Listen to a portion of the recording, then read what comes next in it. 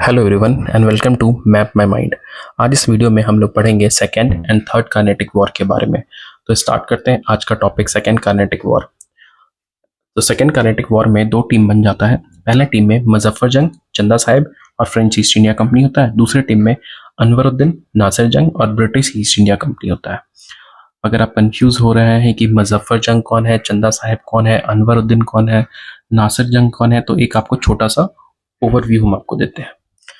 Actually Asaf जावन वो निज़ाम रहता है हैदराबाद का। उसके मरने के बाद मुजफ्फर जंग और नासिर जंग ये दोनों चाहता है कि वो लोग हैदराबाद का निज़ाम बन जाए। मुजफ्फर जंग आसफ जावन का ग्रैंडसन होता है और नासिर जंग आसफ जावन का बेटा होता है।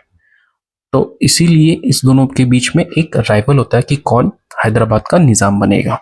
ठीक, चंदा साहिब वो कर्नाटक का ट्रू सक्सेसर होता है, लेकिन चंदा साहिब को मराठा पकड़कर जेल में डाल देते हैं और उसी बीच अनवरुद्दीन को कर्नाटक का नवाब बना दिया जाता है। चंदा साहिब जब जेल से बाहर आता है तो ये देख के काफी शॉक हो जाता है और इसके अगेंस्ट हो जाता है। फ्रेंच ईस्ट इंडिया कंपनी और ब्रिटिश ईस्ट इंडिया कंपनी ये दोनों कंपनी स्टार्टिंग से ही एक दूसरे के अगेंस्ट ही रहता है। ठीक है, अब हम लोग बात करते हैं बैटल ऑफ एम्बुर के बारे में। मुजफ्फर जंग और चंदा साहिब ये दोनों मिलकर अनवरुद्दीन के अगेंस्ट मार्च करता है और एक बैटल होता है बैटल ऑफ एम्बुर, और जिसमें अनवरुद्दीन मर जाता है। और फिर कर्नाटक में नया और फिर कर्नाटक का नया नवाब बनता है चंदा साहिब। अब ब्रिटिश ईस्ट इंडिया कंपनी और नासिर जंग ये दोनों अनवरुद्दीन से रिवेंज लेने के लिए अनवरुद्दीन का बेटा वल्लाजा को हेल्प करता है। दो बैटल होता है टू बैटल होता है त्रिवेदी में, जिसमें फ्रेंच जो है वो जीत जाता है और वल्लाजा भाग जाता है जिंजी। फिर ये सारी टीम उठ के जिंजी जाती है और जिंजी में बैटल होता है जिसमें नासिर जंग भी मर जाता है। अब नासिर जंग के मरने के बाद हैदराबाद का निज़ाम मुजफ्फर जंग बन जाता है और कुछ समय के बाद मुजफ्फर जंग भी मर जाता है और फिर उसका भाई सलाबत जंग को हैदराबाद का निज़ाम बना दिया था फ्रेंच ईस्ट इंडिया कंपनी के हेल्प से। ठीक है, अब अभी तक आप देख रहे होगे कि फ्रेंच काफ़ी डोमिनेट कर रहा है, क्योंकि फ्रेंच टीम का चंदा साहिब भी है जो कि कर्नाटक का नवाब बन गया है, और सलाबत जंग वो भी फ्रेंच का ही एलाई रहता है। ठीक है, बैटल ऑफ तिरुचिरापल्ली होता है। इसमें वल्लाजा और ब्रिटिश ट्रूप को फ्रेंच ईस्ट इंडिया कंपनी बंदी बना लेता है, लेकिन रॉबर्ट क्लाइव वहां से क्लेवरली निकल जाता है और कर्नाटक पे हमला करता है। हमला करके उसको कैप्चर भी कर लेता है।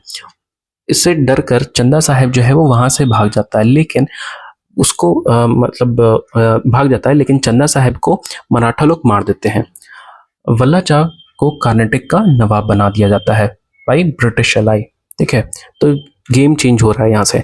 डुप्लेसी अटैक करता है सेंट डेविड कुडलूर वाला, पर वो भी हार जाता है फ्रेंच। फिर तिरुचिरापल्ली में 3 बैटल होता है, फ्रेंच वहां भी बुरी तरह हार जाता है। 1763 में वहां बैटल होता है, फ्रेंच कमांडर को भी वहां पे कैप्चर कर लिया जाता है, बंदी बना लिया जाता है।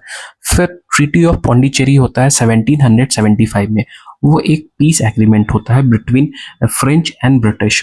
वल्लाचा को नवाब घोषित कर दिया जाता है कर्नाटक का और सलाबत जंग को निज़ाम घोषित कर दिया था फ्रेंच हैदराबाद का। ठीक है, 1754 में डुप्लेसी को रिमूव करके गोदियो को अपॉइंट कर दिया था एज अ गवर्नर, और 1755 में ही ट्रीटी ऑफ जो पौंडीचेरी थी वो भी कौन साइन करता है, गोदियो ही साइन करता है। ठीक है, अब हम लोग बात करते हैं थर्ड कार्नेटिक वॉर के बारे में। तो 1757 में 7 ईयर वॉर यूरोप में चलता रहता है और इसका टेंशन आपको इंडिया में भी देखने को मिलता है। ब्रिटिश अटैक कर देता है चंद्रनगर, जो कि एक फ्रेंच कॉमर्शियल सेंटर होता है बंगाल में। इस अटैक में फ्रेंच बहुत डैमेज होता है। यहाँ लीडरशिप फिर चेंज होता है। अब जो नया गवर्नर बनता है वो बनता है काउंट दिलेली। अब फ्रेंच गवर्नर बनने के बाद ये अटैक करता है सेंट डेविड कुडलूर वाला और उसको कैप्चर कर लेता है। कैप्चर करने के बाद लैली कैप्चर करना चाहता है सेंट जॉर्ज, लेकिन क्या होता है कि ब्रिटिश फोर्ट विलियम से रीइंफोर्समेंट मंगवा लेता है और फिर वो बैटल ऑफ वेंडिवॉस होता है 1760 में। इस जो कि ब्रिटिश साइड से लीड करता है सर आयरकुट और फ्रेंच साइड से लीड करता है काउंट दिलेली। बैटल ऑफ वैंडी वॉस में बुरी तरह फ्रेंच हार जाता है और ब्रिटिश फ्रेंच के टेरिटरी को कैप्चर कर लेता है। पौंडीचेरी, माहे, कराईकल को कैप्चर कर लेता है ब्रिटिश, और लैली को प्रिजनर बना लेता है।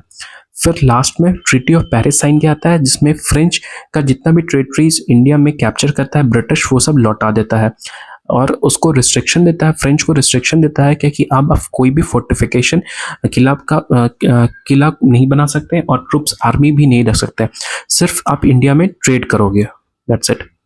तो thank you so much for watching this video. Next video से हम लोग ईस्ट इंडिया कंपनी और नवाब ऑफ बंगाल को डिस्कस करेंगे। जैसा घटना चक्र में जो टॉपिक्स दिया गया है उसी ऑर्डर में वीडियो आएगा। आई होप ये वीडियो आपको अच्छी लगी हो, एंड आपका जो भी फीडबैक होगा वो प्लीज़ मेंशन करें। Thank you so much.